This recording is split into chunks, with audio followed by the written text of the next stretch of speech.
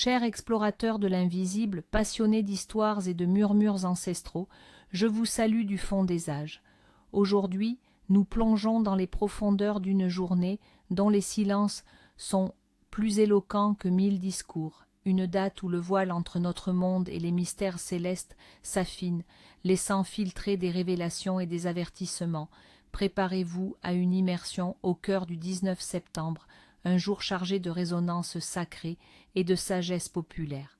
Ne sous-estimez jamais le pouvoir des jours qui passent, car chacun d'eux est une porte vers l'écho des temps anciens, porteur de messages pour ceux qui savent écouter. Le 19 septembre, ce n'est pas un jour comme les autres, c'est le jour des secrets murmurés, une appellation qui traduit l'essence même de cette date où l'ordinaire rencontre le miraculeux, où le passé et le futur se croisent dans des visions et des présages. C'est une journée où la nature elle-même semble se faire plus attentive, alors que l'équinoxe d'automne approche à grands pas, marquant le passage d'une abondance estivale à une introspection automnale. Les énergies de la terre et du ciel se réalignent, et les croyances populaires se manifestent avec une force renouvelée, nous invitant à la prudence et à la réflexion. Au cœur des Alpes françaises, le 19 septembre est indissociable d'un événement qui a marqué l'histoire de la foi et de la mystique, l'apparition de Notre-Dame de la Salette. En 1846, deux jeunes bergers, Mélanie Calvat et Maximin Giraud, furent les témoins d'une vision bouleversante qui allait changer leur vie et celle de milliers de fidèles. La Vierge Marie, pleurante, leur délivra un message d'une gravité et d'une tendresse infinie, appelant à la repentance, à la prière et à un retour aux valeurs chrétiennes. C'est un jour de souvenir et de méditation sur ce message qui résonne encore aujourd'hui avec une actualité troublante. Les fidèles se tournent vers Notre-Dame de la Salette avec des suppliques diverses, car elle est souvent invoquée comme la consolatrice des affligés et la protectrice des âmes repentantes. On lui demande la guérison des maladies, non seulement du corps mais aussi de l'esprit, car son message insiste sur la conversion intérieure. Les familles en détresse implorent son intercession pour la réconciliation, la paix et la protection de leur foyer. Ceux qui cherchent un sens à leur existence, qui ont perdu la foi ou qui se sentent égarés, se tournent vers elle pour retrouver le chemin de la lumière. Le message de la Salette est aussi un avertissement contre les conséquences des péchés et de l'oubli du sacré, ce qui en fait une figure à la fois miséricordieuse et exigeante. On lui adresse des prières pour un bon déroulement des récoltes restantes et pour la protection du bétail, un lien subtil avec les préoccupations paysannes de l'époque qui virent son apparition. On lui demande également la grâce de mieux comprendre les signes des temps, de discerner la vérité dans un monde souvent trompeur. Bien avant l'ère chrétienne, cette période de l'année était déjà chargée de signification. Le rapprochement de l'équinoxe d'automne, avec ses journées qui raccourcissent, et la nature qui se prépare au repos hivernal, évoquaient des divinités liées aux moissons, à la fertilité déclinante et au passage vers l'obscurité. Les cultes païens honoraient les esprits de la terre, les mères nourricières qui offraient les dernières récoltes. On réalisait des rituels pour remercier la terre de sa générosité et pour apaiser les esprits qui pourraient devenir moins bienveillants à l'approche de la saison froide. Il n'est pas rare que les sites d'apparition mariale soient érigés sur des lieux de cultes anciens, où les énergies spirituelles étaient déjà reconnues, comme si la nouvelle foi venait sanctifier et transformer des traditions plus anciennes, leur donnant un nouveau sens, une nouvelle espérance. L'histoire de Notre-Dame de la Salette n'est pas une simple anecdote religieuse, c'est une légende vivante, un drame humain et divin qui s'est déroulé sous un ciel d'azur et de tourmente. Imaginez, nous sommes le 19 septembre 1846 dans le hameau isolé de la Salette-Falavo, au cœur des Alpes. Deux enfants, Mélanie Calvat, âgée de 14 ans, et Maximin Giraud, un petit berger de 11 ans, gardent leurs vaches sur les pentes du mont Gargas. La journée est ensoleillée et paisible. Après un repas simple, les enfants s'endorment un instant sur l'herbe. À leur réveil, ils découvrent que leurs troupeaux ont disparu de leur vue.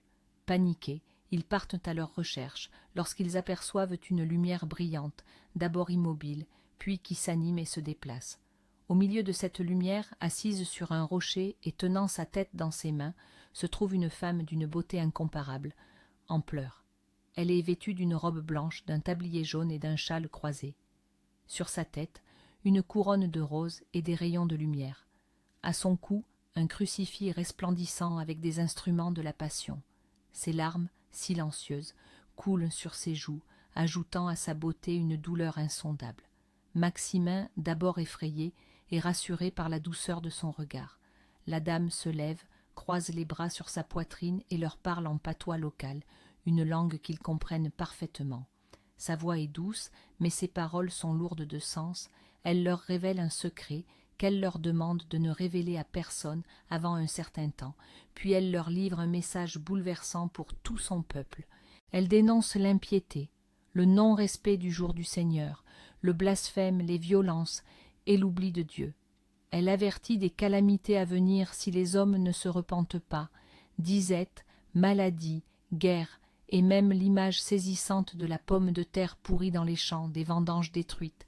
La dame explique que si le peuple ne change pas ses voies, la récolte de l'année à venir sera perdue, la famine frappera, et les enfants mourront dans les bras de leurs parents. Mais elle promet aussi le pardon et la miséricorde divine si les hommes reviennent à Dieu, faisant amende honorable. Ces paroles sont une alliance de la tendresse maternelle et de la sévérité prophétique. Elle les exhorte à prier, à se convertir et à faire connaître son message au monde entier. À la fin de son discours, la dame traverse un petit ruisseau, s'élève lentement dans les airs et disparaît dans la lumière, laissant derrière elle les deux enfants bouleversés mais transformés. L'eau du torrent où elle a traversé est réputée depuis pour ses vertus curatives. Les bergers, témoins de ce miracle, se sont empressés de raconter leur histoire, qui a d'abord été accueillie avec scepticisme, puis avec un intérêt grandissant, jusqu'à être officiellement reconnue par l'Église. Cette apparition, avec ses larmes, ses avertissements et ses promesses, reste une source d'inspiration et de réflexion profonde, nous rappelant la fragilité de notre existence et la puissance de la foi. Signe de la destinée. Le 19 septembre, au-delà de sa signification religieuse, est un jour où le voile entre les mondes semble s'amincir, rendant les signes de la nature et les manifestations oniriques plus parlants. Ouvrez les yeux et votre esprit au message que l'univers tente de vous envoyer. Quelques présages pour ce jour. Présages météorologiques et de récolte. Si les hirondelles volent bas le 19 septembre, l'hiver sera rude et long. Cela indique une pression atmosphérique basse, annonciatrice de mauvais temps et de froids intenses. Les oiseaux sentent ces changements bien avant nous. Une rosée abondante au matin du 19 septembre promet des journées claires et sèches pour la semaine à venir. La rosée agit comme un miroir des conditions atmosphériques et sa persistance signale une stabilité.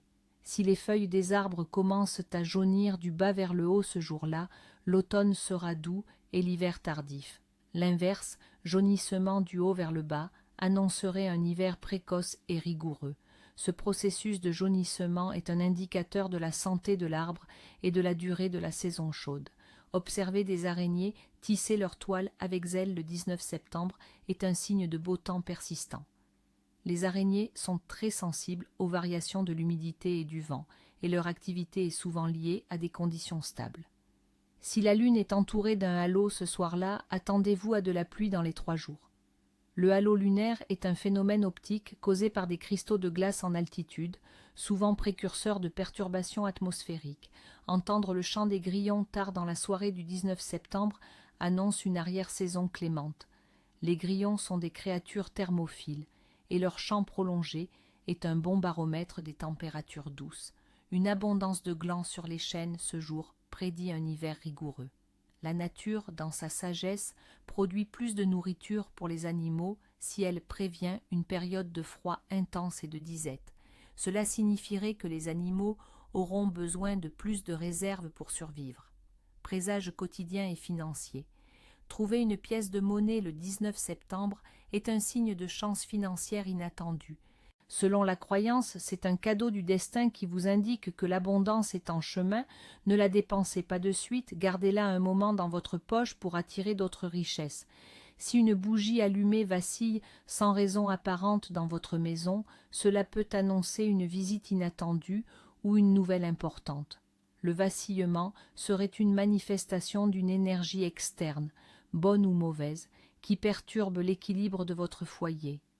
Casser un miroir, ce jour-là, bien que toujours de mauvais augure, est atténué si vous ramassez immédiatement les morceaux et les jetez dans l'eau courante. Casser un miroir attire 7 ans de malheur, mais l'eau courante est censée emporter les énergies négatives. Agissez vite pour minimiser les conséquences. Voir une étoile filante le soir du 19 septembre garantit la réalisation d'un vœu cher. C'est un moment de connexion cosmique où vos désirs sont amplifiés par l'énergie céleste. Formulez votre vœu avec clarté et conviction. Égarer un objet précieux sans le retrouver avant la fin de la journée peut indiquer une perte matérielle ou émotionnelle prochaine. La perte symbolise un vide qui risque de se créer dans votre vie. Soyez vigilant sur ce qui vous est cher. Les rêves de cette nuit. Les rêves du 19 septembre sont souvent porteurs de messages profonds, d'avertissements ou de révélations sur votre chemin spirituel. Soyez attentifs aux détails car ils sont rarement anodins. Rêver d'eau claire et pure. C'est un excellent signe. Cela symbolise la purification de l'âme, le renouveau émotionnel et la clarté d'esprit. Si vous vous baignez dedans, cela prédit une guérison ou une solution à vos problèmes. Rêver de pleurs ou de tristesse. Ces rêves, loin d'être un mauvais augure, sont souvent une invitation à l'introspection, à libérer des émotions refoulées. Ils peuvent annoncer une période de soulagement émotionnel après une épreuve. Comme la Vierge de la Salette, les larmes purifient. Rêver d'une montagne ou d'une ascension. Cela symbolise des défis à relever, mais aussi la capacité à les surmonter. Chaque pas vers le sommet représente un progrès dans votre vie. Si vous atteignez le sommet, le succès est assuré. Rêvez d'un message écrit ou parlé. C'est un rêve direct qui vous pousse à prêter attention aux conseils et aux avertissements de votre entourage ou de votre intuition. Essayez de vous souvenir du contenu du message, il est crucial. Rêver de fleurs fanées ou de champs stériles. Ce n'est pas un signe de malheur, mais plutôt un avertissement à prendre soin de ce qui vous est cher, à ne pas négliger vos relations ou vos projets. C'est un appel à l'action pour revitaliser ce qui semble s'éteindre. Né en ce jour. Ceux qui voient le jour le 19 septembre sont souvent dotés d'une profondeur d'âme et d'une intuition exceptionnelle, gouvernés par le signe de la Vierge avec une touche d'équilibre et de justice de la balance qui s'annonce. Ils possèdent une nature à la fois analytique et sensible. Ce sont des êtres souvent préoccupés par le bien-être d'autrui, avec une forte conscience morale et un sens aigu de la justice. Ils peuvent être perçus comme des vieux sages dès leur plus jeune âge, capables de percevoir les non-dits et les vérités cachées. Leur destin est souvent marqué par une quête de sens, une recherche de la vérité qui les pousse à explorer les mystères de l'existence. Ils peuvent être de grands communicants, des enseignants ou des guides spirituels, car ils ont cette capacité innée à éclairer les autres. Cependant, leur grande sensibilité peut aussi les rendre vulnérables aux énergies négatives, et il est essentiel pour eux d'apprendre à se protéger. Ils doivent veiller à ne pas laisser le poids du monde les accabler, trouvant l'équilibre entre leur empathie et la préservation de leur propre énergie. Ils sont les gardiens des secrets et parfois les porteurs de messages importants, tout comme les enfants de la Salette. Les Hyménini. Le 19 septembre, nous célébrons principalement les Théodore et les Janvier. Théodore. D'origine grecque signifiant don de Dieu, les Théodores sont réputés pour leur dévouement, leur intelligence et leur nature généreuse. Ils sont souvent des piliers pour leur entourage, apportant soutien et sagesse. Ils possèdent une force tranquille et une persévérance remarquable face aux défis. Leur honnêteté est une de leurs plus grandes vertus, et ils sont souvent de grands protecteurs. Janvier, Januarius en latin. Bien que plus associé à Naples, ce nom est aussi célébré. Les Janviers sont connus pour leur charisme, leur leadership et leur courage. Ils ont une présence forte et une détermination qui leur permet de surmonter les obstacles. Ils sont souvent passionnés et ont un grand amour pour la vie, cherchant toujours à inspirer ceux qui les entourent. Leur foi peut être inébranlable. Tradition et rituel, ce qu'il faut faire. Le 19 septembre est une journée propice à la méditation, à la prière et à des rituels simples mais puissants, inspirés par le message de Notre-Dame de la Salette et les traditions paysannes. Ces gestes vous aideront à vous connecter aux énergies du jour et à attirer la bénédiction sur votre vie. 1. Le rituel de la prière réconciliatrice et du pardon. But. Demander pardon pour ses fautes, se réconcilier avec soi-même et les autres et attirer la paix intérieure. Ce qu'il vous faut, une bougie blanche, une petite feuille de papier, un stylo, un bol d'eau claire. Quand et comment le faire? Au lever du soleil ou au coucher du soleil, dans un endroit calme. Allumez la bougie blanche. Asseyez-vous en silence, respirez profondément. Sur la feuille de papier, écrivez toutes les fautes dont vous vous sentez coupable, toutes les rancœurs que vous nourrissez envers vous-même ou autrui, tous les regrets. Soyez honnête et sans jugement. Une fois la liste complète, lisez-la à voix haute, reconnaissant chaque point. Puis, prononcez une prière de pardon, par exemple, « Ô Notre-Dame de la Salette, mère de larmes et de consolation, je dépose à vos pieds mes fardeaux et mes fautes. Je demande pardon pour mes manquements et je pardonne à ceux qui m'ont offensé. Que votre miséricorde lave mon âme et m'accorde la paix. Amen. »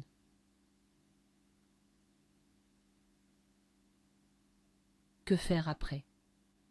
Brûlez délicatement la feuille de papier avec la flamme de la bougie en visualisant vos fautes et rancœurs se transformer en fumée et disparaître.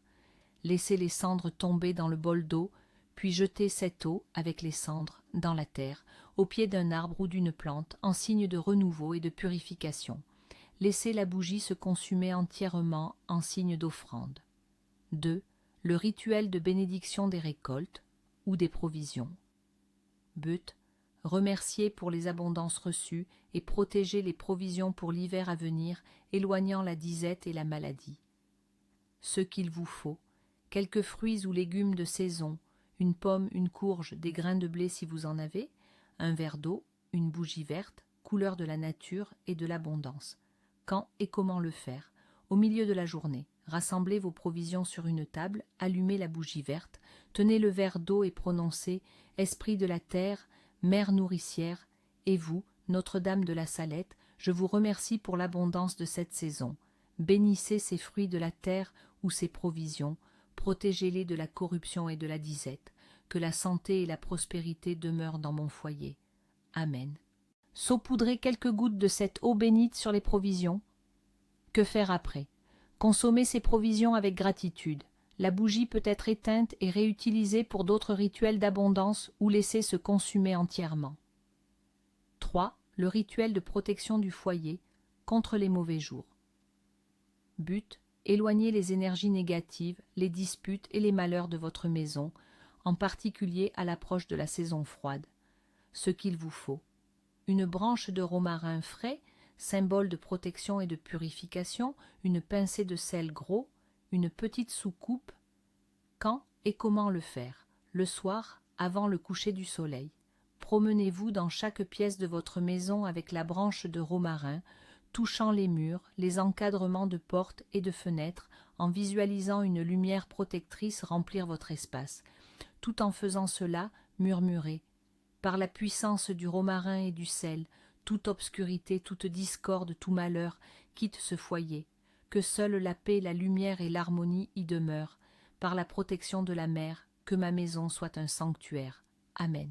Déposez une pincée de sel sur la soucoupe près de l'entrée principale pour absorber les énergies négatives. Frottez les feuilles de romarin sur les seuils des portes et des fenêtres. Que faire après? Laissez le sel sur la soucoupe pendant une nuit, puis jetez-le, sans le toucher directement, dans les toilettes ou un cours d'eau le lendemain matin loin de votre maison.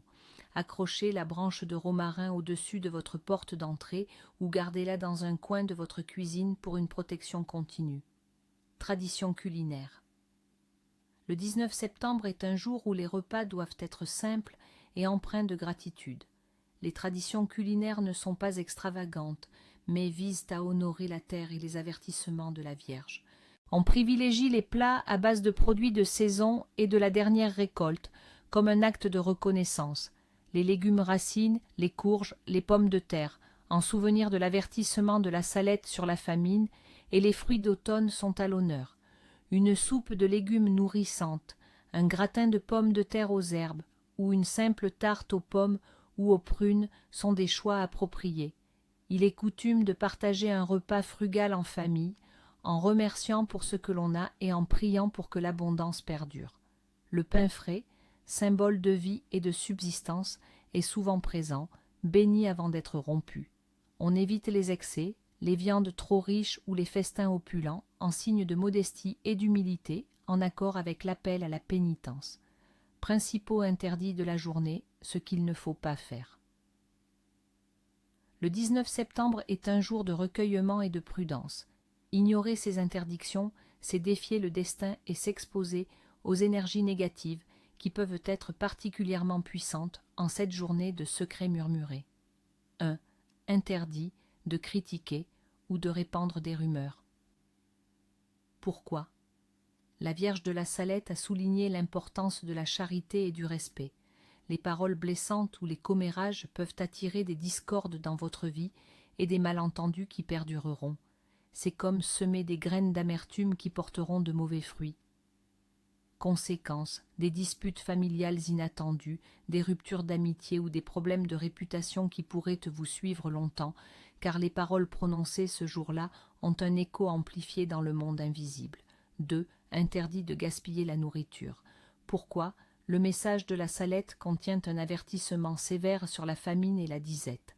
Jeter de la nourriture ce jour-là est perçu comme un acte d'ingratitude envers la terre et le divin, attirant la pénurie dans votre propre vie. C'est défier les bénédictions. Conséquences. Vous pourriez faire face à des difficultés financières inattendues, des pertes matérielles ou un sentiment persistant de manque. Votre garde-manger pourrait mystérieusement se vider plus vite que prévu. 3. Interdit de se plaindre excessivement ou de murmurer contre son sort. Pourquoi ? Le murmure et la plainte constante sont vus comme une opposition à la volonté divine et une marque d'ingratitude. Ce jour invite à l'acceptation et à la confiance, même dans l'adversité. Se plaindre, c'est attirer plus de raisons de se plaindre. Conséquences. Une aggravation de votre situation actuelle, une succession de petits malheurs ou un sentiment de lourdeur et de tristesse qui vous accompagnera pour plusieurs jours, car vous avez invité la négativité. 4. Interdit de commencer de grands travaux ou projets. Pourquoi ? Ce jour est dédié à l'introspection et au recueillement.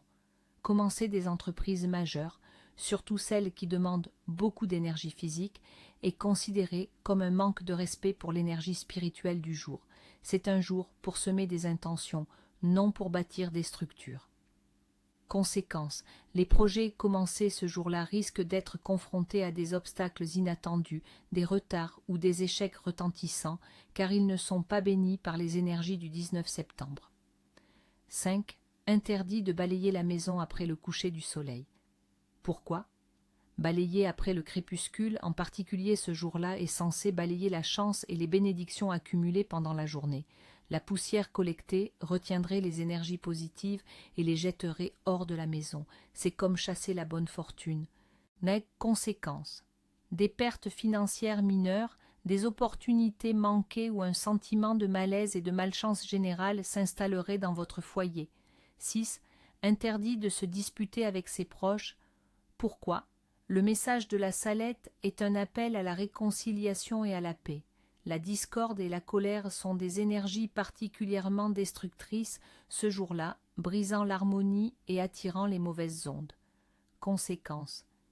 Les disputes peuvent s'envenimer et laisser des cicatrices profondes dans les relations, menant à des rancœurs durables ou même des ruptures irréversibles. La paix de votre foyer serait troublée pour longtemps. 7. Interdit de ne pas saluer les personnes que l'on rencontre. Pourquoi ? C'est un jour où la charité et l'ouverture aux autres sont primordiales. Ne pas saluer, c'est fermer son cœur et refuser la connexion humaine, ce qui peut vous isoler des bénédictions sociales. Conséquence. Vous pourriez vous sentir seul ou exclu, et des opportunités sociales ou professionnelles pourraient vous échapper, car vous avez manqué de reconnaissance envers l'humanité qui vous entoure. 8. Interdit de porter des vêtements déchirés ou négligés. Pourquoi ? Bien que la simplicité soit encouragée, la négligence excessive est perçue comme un manque de respect envers soi-même et envers le caractère sacré du jour. C'est un jour pour être digne et présentable. Conséquence. Cela pourrait attirer des situations où vous vous sentez dévalorisé ou incompris, et des opportunités professionnelles pourraient vous échapper. Une énergie de pauvreté pourrait s'attacher à vous. 9. Interdit de pêcher ou de chasser de manière excessive. Pourquoi ? Cette période de l'année est propice à la préparation pour l'hiver, mais le prélèvement excessif sur la nature est perçu comme une gloutonnerie qui déplaît aux esprits. Il faut prendre juste ce dont on a besoin. Conséquence, les récoltes futures pourraient être moins fructueuses et un déséquilibre dans la nature pourrait se répercuter sur votre propre abondance. 10. Interdit de laisser sa porte d'entrée grande ouverte sans surveillance. Pourquoi ?